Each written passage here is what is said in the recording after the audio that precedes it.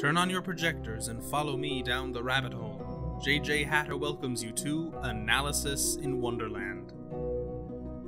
Today's topic, the 1951 Disney film version of Alice in Wonderland. The Wonderland adaptation we will be discussing this week hardly needs an introduction. It is, without a shadow of a doubt, the most beloved, popular, and well-known version made to date. More people, in fact, have seen this movie, or at least know about the movie, than have actually read the book. I suppose when discussing Disney that isn't especially surprising, but the simple fact remains that more people are introduced to the works of Lewis Carroll by this film than the actual books themselves. Walt Disney had always had a fascination with the Alice stories. In fact, his career basically started with the tales of Carroll, at least in a way.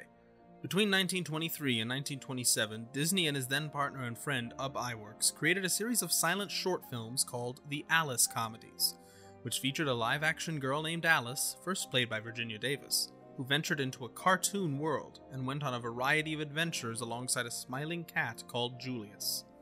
The comedies owed practically nothing to Carroll, but the superficial similarities, right down to the first short being entitled Alice's Wonderland, were clear. Later, in 1936, Disney released a Mickey Mouse cartoon, one of my favorites in fact, called Through the Mirror, in which Mickey has an out-of-body experience where he ventures through the looking glass in his bedroom, shrinks down, and enters a world of living playing cards and household objects. He even dances with the Queen of Hearts and has a sword fight with the King. This cartoon would later be a major inspiration for the game Epic Mickey, as several elements of the video game would be based on the cartoon. In point of fact, Disney had wanted to produce a feature-length animated film of Alice at least since the success of Snow White in 1937, although some records claim he may have had it planned even earlier than that. As early as 1939, a full story reel and script had been developed, along with dozens and dozens of pieces of concept art, all the work of a man by the name of David Hall. However, work on the film was brought to a screeching halt when the US got involved in World War II. And during the course of the 1940s, a new artist was brought onto the project, Mary Blair. Blair, widely regarded as one of the most influential and beloved art directors and concept artists Disney ever had on staff, would transform the project from the ground up, taking less influence from John Tenniel and more the art of various South American cultures. It's also possible that some influence may have come from a 1949 edition of the Alice stories illustrated by Leonard Weisgard. Weisgard's illustrative style bears a striking resemblance to Blair's, and the book did predate the final film by a good 2 years. But, given how long the movie had been in production by that point, it's a subject up for debate. Regardless, Blair's intensely graphical and vibrantly colored approach to the style of the film would set the tone for the animators and other creators working on the final product. Another person who perhaps does not get enough credit for his contributions on this project is Bill Peet, who for years worked as Disney's chief storyman and did extensive work on Alice when production began in earnest again at the end of the war.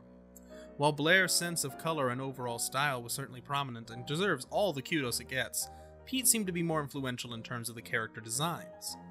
The cast of the film is an interesting selection. The voice artists featured were not major stars or contract players, like many in the earlier 1933 Paramount film, but they were also not generally relative unknowns. Performers such as Ed Wynn, Jerry Colonna, Sterling Holloway, Bill Thompson, Verna Felton, and J. Pat O'Malley, just to name a few, were all recognizable character actors and radio performers, with unmistakable voices. Several of these actors also provided the live-action reference footage for the movie. In fact, at the Mad Tea Party scene, much of the audio heard in the film was actually recorded at those live-action reference gatherings, since it was decided that the performances there were funnier than those tried in the sterile recording studio later on. While most versions of the Alice stories are musicals in some sense, given the fact that the books themselves are filled with poems and songs written by Lewis Carroll, the Disney movie boasts an astonishing 18 separate songs, including reprisals. Up to date, that makes for more songs than any other Disney movie. The music was the work of various people, but the ones who deserve the most credit are composers Sammy Fain and lyricist Bob Hilliard. Most of the songs that were included in the final product were their work, and a good dozen songs or more were considered from the movie but later scrapped. One such tune, Beyond the Laughing Sky, was later reworked into Second Star to the Right for the company's next release, Peter Pan. Incidentally, Peter Pan would also feature actors KATHRYN Beaumont and Bill Thompson as Wendy Darling and Smee, respectively, and would also be heavily influenced by the artworks of Mary Blair, Bill Peet, and David Hall. While the film is widely considered a classic today, as most Disney properties are, upon its initial release, the movie actually failed at the box office. It cost $3 million to make and only made about $2.5 million. Critics of the time were also rather lukewarm in their response to it. Keeping this in mind, as well as the history involved, how does this film hold up today as far as adaptations go? Is it a classic that wasn't appreciated fully in its time, or is it ultimately no match for some of Disney's most prominent pictures? Well, to be perfectly honest everyone, full disclosure, I love this movie. As far as more or less direct adaptations of the books go, this one is probably the very best, as well as one of my personal favorites. Now keep in mind I say this with as much objectivity as I possibly can, but I will also confess there is a decided bias. Like many people I suspect, this film was my introduction to the stories. I actually didn't read the Carol books till I was in middle school.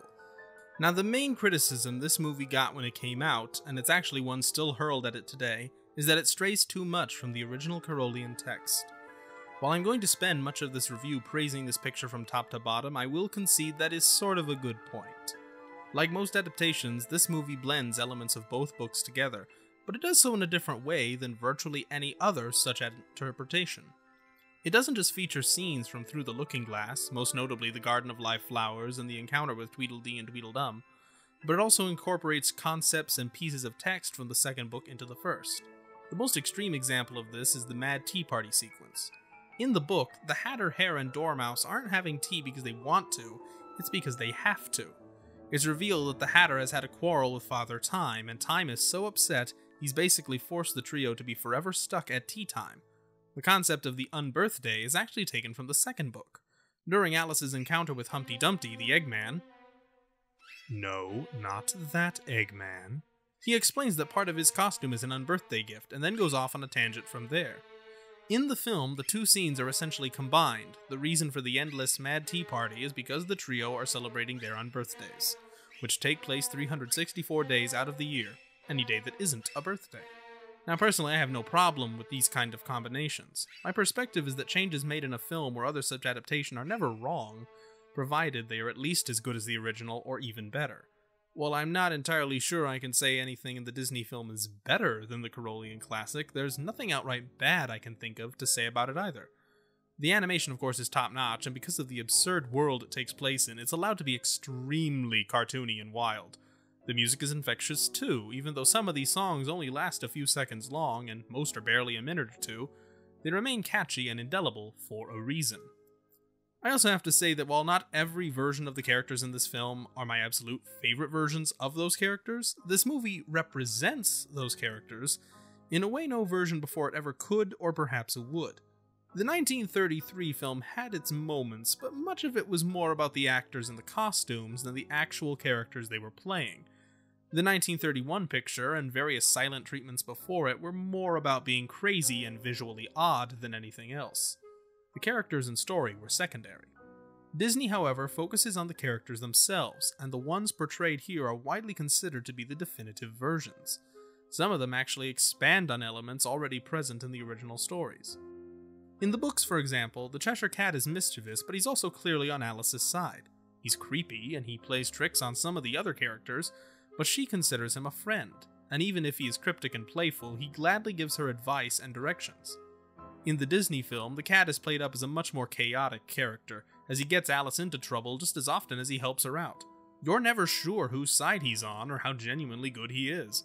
In fact, some Disney outlets have labeled him as a villain in the ranks of Disney's characters as a result. I think this is unfair and it's wisely made a rarity, but it shows you the way the film plays with the concept. Nowadays, that's the general outlook on the character, and why so many other people love him so much. Again, it was present in the original story, but it's focused on a lot more here. The plot itself is another example of a change Disney made that has since become the standard, and was never explored before. The original books are noteworthy because they don't really have any real point. Alice just kind of goes from one crazy adventure to another crazy adventure. She does have a goal in each story and a motivation, but there's little rhyme or reason and there's no moral to the whole thing. This is actually what made the books popular. However, most screen and even stage interpretations of the story do give it some sort of point, either by giving it a more solid storyline or, more frequently, giving it a moral lesson. In the case of this movie, the lesson Alice learns is very similar to that from The Wizard of Oz, that being, There's no place like home. However, because the actual structure of the film is still very loose, with Alice slipping through Wonderland, tripping her way from one weird encounter to the next, the oddness and dreamlike quality of Carol's original stories is kept intact. This is the approach most adaptations take nowadays, and while one could argue it lessens part of what made the original stories good, I disagree. In fact, the most common complaint I hear about Alice nowadays is the fact that it doesn't have a point. So I'd say any amount of grounding you can give a film-going audience is good in this case. Ultimately, my only real problem with this adaptation is not the adaptation itself. The movie is one of my favorite Disney pictures, as well as, in my opinion, technically the best adaptation of the stories put to screen. But, ironically, the fact this version is so well known is part of why I occasionally feel, shall we say, annoyed by it. It's not so much that I think the film is overrated per se, but more that I still like the books more. And there are numerous other adaptations, reimaginations, and interpretations of the story and characters that are honestly more favored by yours truly. I've always said there is a difference between favorite and best.